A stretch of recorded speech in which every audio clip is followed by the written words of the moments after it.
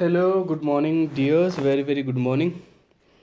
तो आज हम जो चर्चा करने वाले हैं वो कल का पेपर ही चर्चा करेंगे, क्योंकि कल मैंने 35 क्वेश्चन कराए थे। तो आर एस प्री एग्ज़ाम 2018 के बारे में अपन चर्चा कर रहे थे। कल अपने 35 क्वेश्चन पूरे कर लिए थे, तो उसके बाद के जो क्वेश्चन है वो आज अपन कंप्लीट करने वाले हैं। तो 35 के बाद के जो क्वेश्चन है, जिसमें राजस्थान जीके है, हल्का फुल्का इंडिया, और राजस्थान का संविधान भी, राजस्थान की पॉलिटी भी है, और इंडिया पॉलिटी भी है। ठीक है, तो देखते हैं पहले क्वेश्चन की ओर बढ़ते हैं। पहला क्वेश्चन क्या है राजस्थान में? Question number 36। कौन सा सुमेलित नहीं है? एक तरफ जिले दिए हुए, एक तरफ आपको शुभांकर दिए गए, which is a not correct match. तो ठीक है, भीलवाड़ा का मोर, चूरू का करसनमर्ग हो जाएगा, और सवाई माधोपुर का शहर, और जैसलमेर का गोडावण। तो इसका जो सॉरी, इसका जो सही आंसर हो जाएगा वो सवाई माधोपुर का शहर नहीं होगा। ठीक है, यानी ऑप्शन नंबर 3 आपका बिल्कुल सही आंसर होगा। ऑप्शन नंबर 3 आपका बिल्कुल सही आंसर होगा। ठीक है, तो सवाई माधोपुर का क्या है भाई? टाइगर है। ठीक है, कौन सा है? टाइगर। नेक्स्ट आगे चलते हैं अगले क्वेश्चन की ओर। केंद्रीय विधानसभा का निम्नांकित में से कौन सा निर्वाचन भारतीय शासन अधिनियम 1919 के तहत हुआ या हुआ? 1926, 1927, 1945। सही उत्तर का चयन करना है आपको। ठीक है, तो 37 का जो सही आंसर हो जाएगा ऑप्शन नंबर 3, ए और सी, 1926 और 1945 बिल्कुल राइट आंसर होगा आपको। ठीक है, नेक्स्ट अगले क्वेश्चन की ओर बढ़ते हैं। अगला क्वेश्चन क्या है अपना?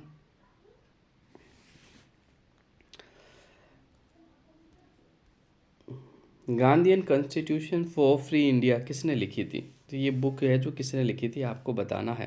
तो 38 का जो सही आंसर हो जाएगा वो श्रीमन नारायण अग्रवाल। क्या हो जाएगा भाई? श्रीमन नारायण अग्रवाल। ऑप्शन नंबर 3 बिल्कुल राइट आंसर आपका हो जाएगा। नेक्स्ट अगला क्वेश्चन की ओर बढ़ते हैं। अगला क्वेश्चन क्या है? भारतीय संविधान सभा के संबंध में निम्नांकित में से कौन से कथन सही है आपको बताना है।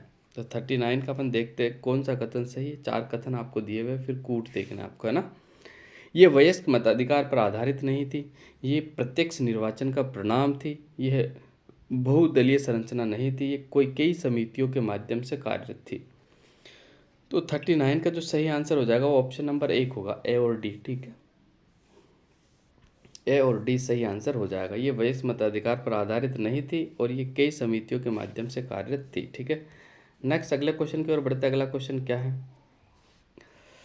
भारत के उच्चतम न्यायालय के न्यायाधीश की आयु ऐसे प्राधिकार द्वारा ऐसी रीति से अवधारित की जाएगी कि जिसका संसद विधि द्वारा उपबंध करे अंत स्थापित किया गया है। ठीक है, तो 40 का जो सही आंसर होगा वो बिल्कुल अपन देखते हैं ऑप्शन नंबर 1 बिल्कुल 15वें संविधान द्वारा। ठीक है, 15वें संविधान संशोधन के द्वारा। ठीक है, ऑप्शन नंबर 1 आपका बिल्कुल सही आंसर होगा। नेक्स्ट अगले क्वेश्चन की ओर बढ़ते हैं। अगला क्वेश्चन क्या है? मूल अधिकारों से संबंधित निम्नांकित निर्णयों में से कालक्रम को चुनिए। ठीक है, कालक्रम को सही चुनना आपको। ठीक है, तो चुनते कालक्रम को सबसे पहला आया था A.K. गोपालन बनाम मद्रास राज्य आया था। ठीक है, उसके बाद जो आया था गोलकनाथ आया था। ठीक है, उसके बाद जो आया था केशवानंद भारती केरला आया था। उसके बाद आया मिनर्वा मिल्स बनाम ये, यानी DABC। ऑप्शन नंबर 3 आपको दिख रहा होगा, DABC बिल्कुल राइट आंसर आपका हो जाएगा। ठीक है, नेक्स्ट अगला क्वेश्चन की ओर बढ़ते। अगला क्वेश्चन क्या है? निम्नांकित में से कौन स्वर्ण समिति 1976 के सदस्य रहे हैं, ये आपको बताना है। तो इसमें देखते कौन रहे। तो देखो, AR अंतले भी रहे, AR अंतले भी रहे, SS रे भी रहे, और हरिदेव जोशी नहीं रहे, और CM स्टेफन रहे। तो 42 का जो सही आंसर होगा वो ऑप्शन नंबर 3 होगा। ठीक है, ऑप्शन नंबर 3 आप समझ गए होंगे। AR अंतुले रहे, SSR भी रहे, और CM स्टेफन भी रहे, बस ये हरिदेव जोशी इसके स्वर्ण समिति के सदस्य नहीं थे। तो ऑप्शन नंबर 3 आपका राइट आंसर हो जाएगा। इस समिति का जो संबंध है वो मूल कर्तव्यों से है। ठीक है, नेक्स्ट अगला क्वेश्चन देखते हैं। अगला क्वेश्चन क्या? भारत के संविधान के अनुच्छेद 240 के अंतर्गत कुछ संघ राज्यों क्षेत्र के विनियम बनाने की राष्ट्रपति की शक्ति के संदर्भ में निम्न में से कौन सा युग्म सही सुमेलित नहीं है, ये आपको बताना।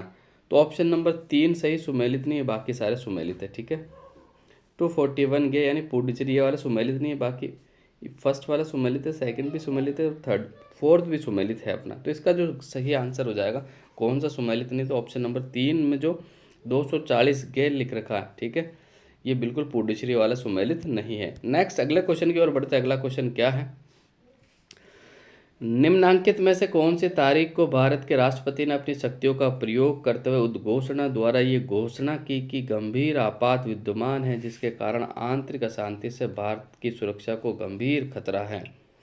तो 44 का जो सही आंसर हो जाएगा वो 25 जून 1975, 25 जून 1975, 25 जून 1975, ऑप्शन नंबर 3 बिल्कुल राइट आंसर आपका हो जाएगा।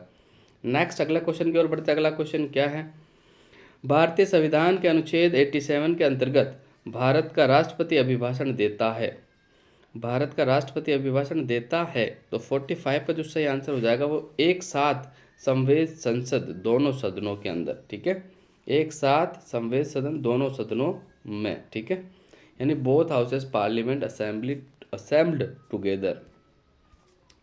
नेक्स्ट अगले क्वेश्चन की ओर देखते हैं। अगला क्वेश्चन क्या है, लोकसभा की प्रक्रिया और कार्य संचालन नियम के अंतर्गत नियम 377 के अधीन लोकसभा के सदस्यों द्वारा एक दिन में अधिकतम कितने मामले उठाए जा सकते हैं।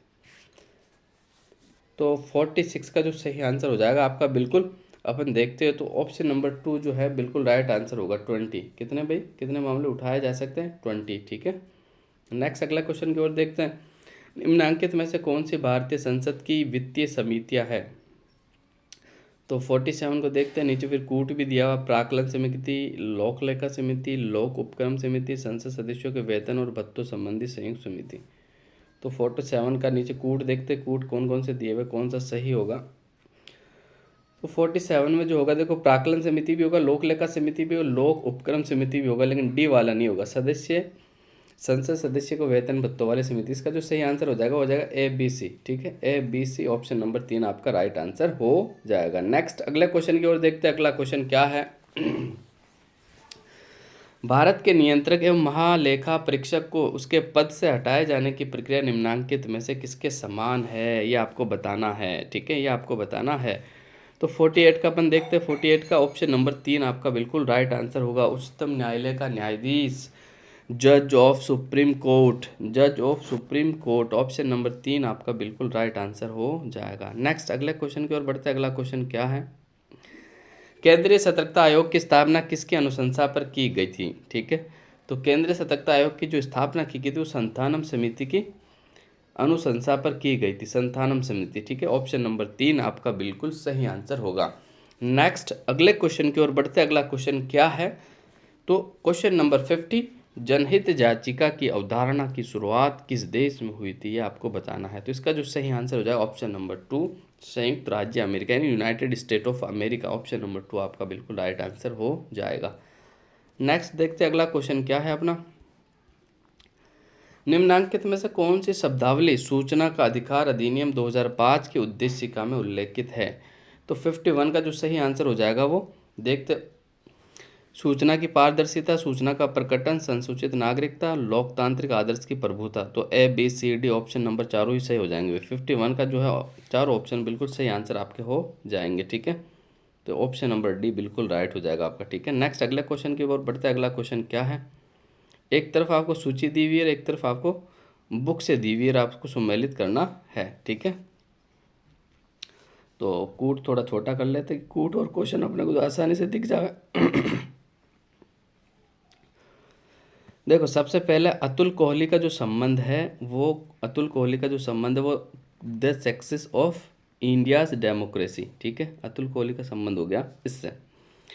फिर इससे इसके बाद देखते हैं दूसरे, ग्रैनविल ऑस्टिन, ग्रैनविल ऑस्टिन का अपन देखते हैं।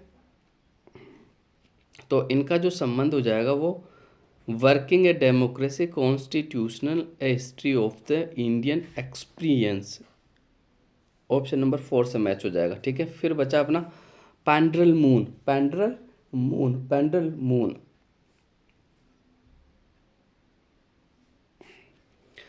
मून का जो संबंध हो जाएगा वो डिवाइडेड एंड किट से हो जाएगा, ऑप्शन नंबर 3। बाकी बचे एलन ग्लैडहिल, तो इनका संबंध हो जाएगा the Republic of India's development of elites laws and constitution.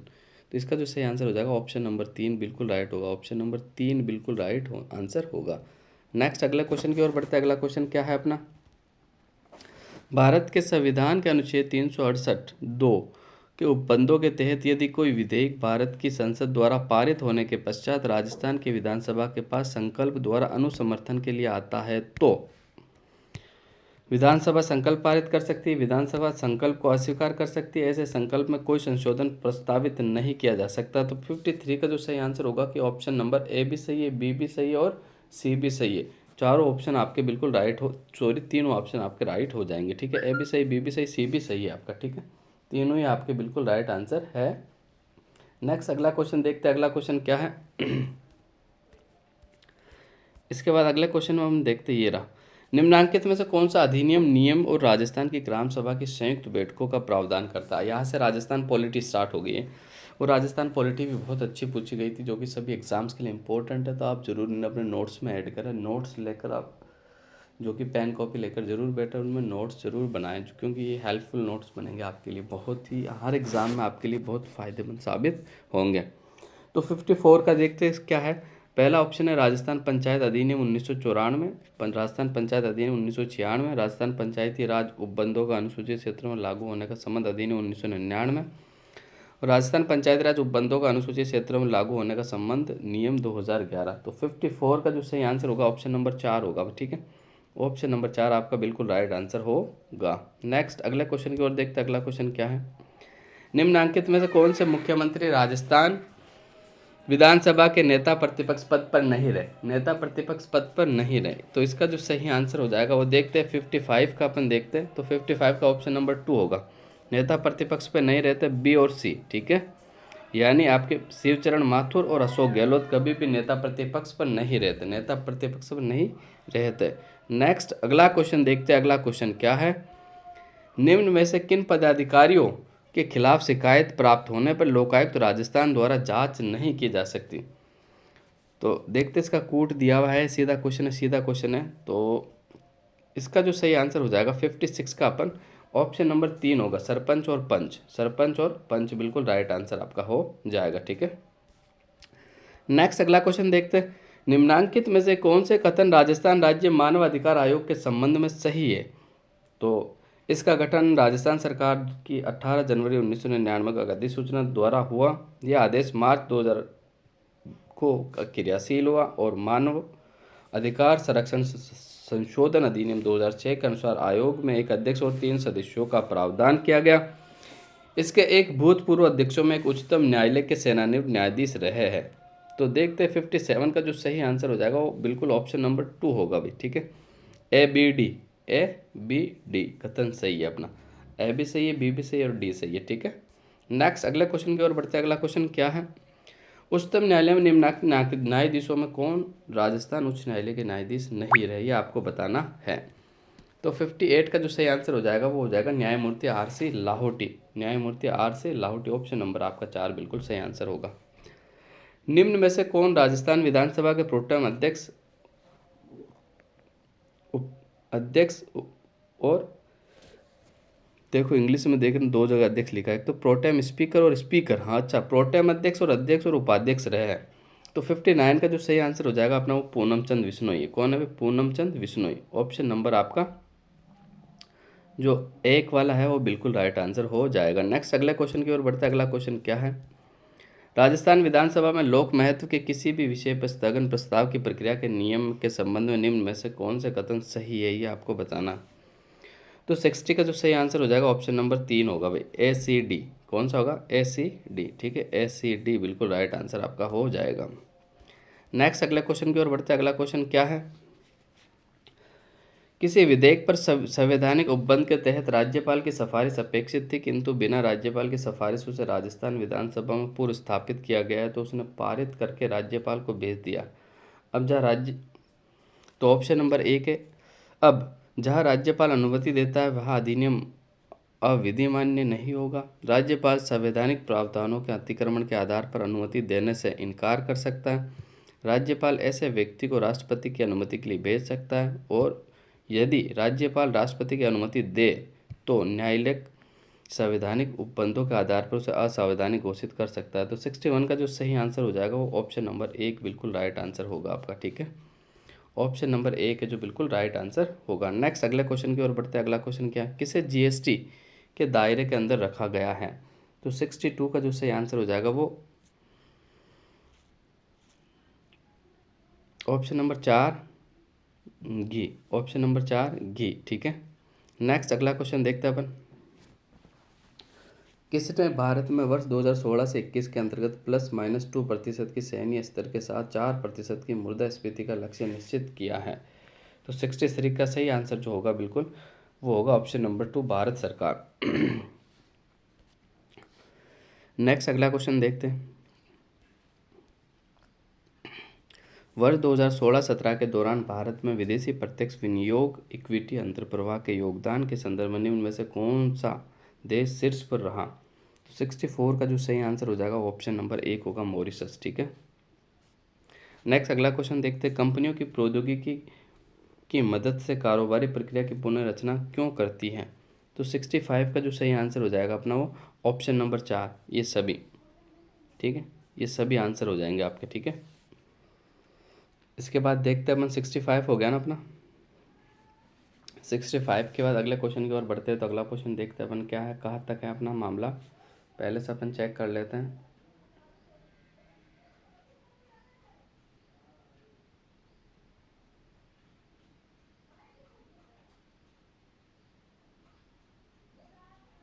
ठीक है। नेक्स्ट क्वेश्चन की ओर चलते हैं। नेक्स्ट क्वेश्चन कहाँ है अपना, भारत में संगठित मुद्रा बाजार अत्यधिक अस्थिर भाग है, ठीक है। भारत में संगठित मुद्रा बाजार का अत्यधिक अस्थिर भाग है। 66 का आपका बताना है, ठीक है। 66 का बताना आपको। तो 66 का जो सही आंसर होगा वो ऑप्शन नंबर 3 होगा, याचना मुद्रा बाजार, इंग्लिश में देखते कॉल मनी मार्केट। कौन सा? Call money market. नेक्स्ट अगले क्वेश्चन की ओर बढ़ते। अगला क्वेश्चन क्या है, निम्न में से कौन सा केंद्रीय बजट राजस्व खाते में सम्मिलित नहीं किया जाता है? तो 67 का जो सही आंसर हो जाएगा ऑप्शन नंबर 4 अल्प बचत, ठीक है। ऑप्शन नंबर 4 राइट आंसर आपका हो जाएगा। नेक्स्ट अगला देखते हैं। 11वीं पंचवर्षीय योजना में किस पर जोर दिया गया था? तो 68 का जो सही आंसर हो जाएगा ऑप्शन नंबर 3 अधिक तीव्र और ज़्यादा समावेशी संवृद्धि पर जोर दिया गया था, ठीक है। नेक्स्ट अगला कथन देखते हैं अपन, ये इकोनॉमिक्स चल रही है। अभिकथन है और कारण आर आपको दिया हुआ है। पहला अभिकथन ए पढ़ लेते हैं। समग्र पूर्ति वक्र के विवर्तन के कारण लागत प्रेरित स्फीति होती है। कारण आर मजदूरी में वृद्धि के कारण समग्र पूर्ति वक्र परिवर्तन होता है। तो 69 का जो सही आंसर हो जाएगा ऑप्शन नंबर 1 होगा। ए आर दोनों सही है। ए का सही स्पष्टीकरण आर है, ठीक है। ऑप्शन नंबर 1 आपका बिल्कुल राइट आंसर होगा। नेक्स्ट अगला क्वेश्चन देखते हैं। राजस्थान के सामान्य थोक मूल्य सूचकांक का आधार वर्ष है। तो यहाँ से वापस से राजस्थान स्टार्ट हो गया अपना। तो 70 का जो सही आंसर हो जाएगा ऑप्शन नंबर 1 होगा अपना। ऑप्शन नंबर 1 बिल्कुल राइट आंसर होगा, ठीक है। 1999 2000। नेक्स्ट 2017-18 में राजस्थान में स्थिर कीमतों के 2011-12 पर सकल राज्य घरेलू उत्पाद की वृद्धि दर थी। तो 71 का जो सही आंसर होगा वो 7.16% थी। कितनी थी? 7.16%। नेक्स्ट अगला क्वेश्चन देखते हैं। हाल ही के वर्षों में राजस्थान बजट के राजस्व प्राप्तियों में निम्न में से कौन सी मद सर्वाधिक राजस्व प्रदान कर रहा है? तो 72 का जो सही आंसर हो जाएगा ऑप्शन नंबर 2 होगा, राज्य का कर राजस्व, ठीक है। राज्य का कर राजस्व। नेक्स्ट अगले क्वेश्चन की ओर बढ़ते हैं। अगला क्वेश्चन क्या है, निम्न में से किस ताप विद्युत परियोजना की प्रतिस्थापित विद्युत क्षमता सर्वाधिक है? तो 73 का जो सही आंसर हो जाएगा ऑप्शन नंबर 1 होगा भाई, सूरतगढ़, ठीक है। सूरतगढ़, ठीक है। नेक्स्ट अगले क्वेश्चन की ओर बढ़ते हैं। अगला क्वेश्चन क्या है, राजस्थान सरकार ने राज्य में प्रथम कौशल विश्वविद्यालय की स्थापना की है, ये कहाँ स्थापित किया गया? तो 74 का जो सही आंसर हो जाएगा ऑप्शन नंबर 4 जयपुर में स्थापित किया गया। कहाँ स्थापित किया गया है? जयपुर में। नेक्स्ट अगले क्वेश्चन की ओर बढ़ते हैं। अगला क्वेश्चन क्या है, राजस्थान के पर्यटन क्षेत्र में निम्न में से कौन सा अनुपम बिक्री प्रस्ताव नहीं है? तो 75 का जो सही आंसर हो जाएगा वो चिकित्सीय पर्यटन। ऑप्शन नंबर 4 बिल्कुल राइट आंसर होगा। क्वेश्चन नंबर 76, निम्न में से कौन सा राजस्थान का तेल क्षेत्र नहीं है? Which of the following not considered as oil field of Rajasthan? तो इसका जो सही आंसर हो जाएगा 76 का ऐश्वर्या भी है, मंगला भी है, सरस्वती भी है, लेकिन गंगा नहीं है। 76 का जो सही आंसर हो जाएगा बिल्कुल राइट आंसर जो हो जाएगा अपना कौन सा हो जाएगा? गंगा। राजस्थान में निम्न झीलों में से कौन सी झील राष्ट्रीय झील संरक्षण NLCP के अंतर्गत नहीं आती है? तो इसका जो सही आंसर हो जाएगा 77 का, वो हो जाएगा ऑप्शन नंबर 3, स्वरूप सागर झील। ठीक है, नेक्स्ट अगले क्वेश्चन की ओर बढ़ते हैं। अगला क्वेश्चन क्या है? अल्पसंख्यक समुदाय के विद्यार्थियों के लिए राजस्थान सरकार की मैट्रिकोत्तर छात्रवृत्ति योजना के अंतर्गत माता पिता की आय और पूर्व परीक्षा के प्राप्तांक का एक निश्चित संयोग रखने वाले विद्यार्थियों को वित्तीय सहायता प्रदान की जाती है, तो वह निश्चित सहयोग है। तो 78 में निश्चित सहयोग आपको बताना है, तो वह निश्चित जो सहयोग है ऑप्शन नंबर 3, 2 लाख रुपए से कम से कम 50%। ठीक है, ऑप्शन नंबर 3 आपका बिल्कुल राइट आंसर हो जाएगा। नेक्स्ट अगला क्वेश्चन, राजस्थान में स्वावलंबन योजना का मुख्य उद्देश्य है? तो राजस्थान में स्वावलंबन योजना का मुख्य उद्देश्य ऑप्शन नंबर 1 बिल्कुल राइट होगा, निर्धन महिलाएं, विधवाओं, परित्यक्ताओं, ग्रामीण महिलाओं के जीवन स्तर में सुधार करना। नेक्स्ट अगला क्वेश्चन देखते हैं, राजस्थान में गरीबी को कम करने के लिए चलाए जाने वाला कार्यक्रम MP पावर किसके द्वारा समर्थित है? तो 80 का अपन देखते हैं, 80 का जो सही आंसर हो जाएगा वो ऑप्शन नंबर 3 होगा भाई, ऑप्शन नंबर 3 होगा, कृषि विकास के लिए अंतर्राष्ट्रीय कोष IFAD और रतन टाटा ट्रस्ट। और आज का आखिरी क्वेश्चन अपन देख लेते हैं, राजस्थान की पहली फव्वारा सिंचाई व्यवस्था को अनिवार्य किया गया है, कौन सी परियोजना के तहत? तो ये नर्मदा कैनाल परियोजना, नर्मदा नहर परियोजना, ऑप्शन नंबर 3 आपका बिल्कुल राइट आंसर होगा।